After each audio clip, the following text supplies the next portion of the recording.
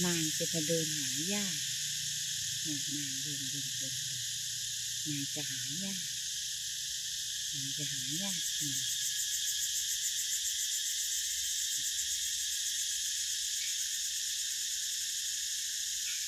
อาบแดดแล้วนั่งอาบแดดแล้ว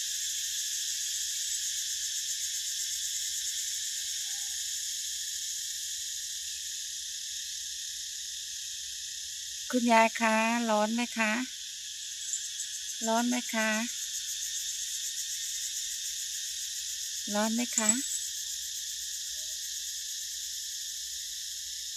มีใครก็ไม่รู้เดินมาเพราะแม่ถ่ายคุณยายนางเดินมาแล้วก็เดินไปหาคุณยายมาเปียแล้วก็เดินกลับมาหาแม่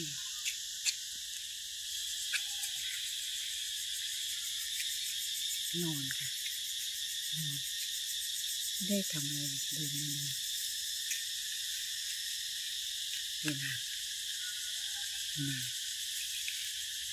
เดินมานอน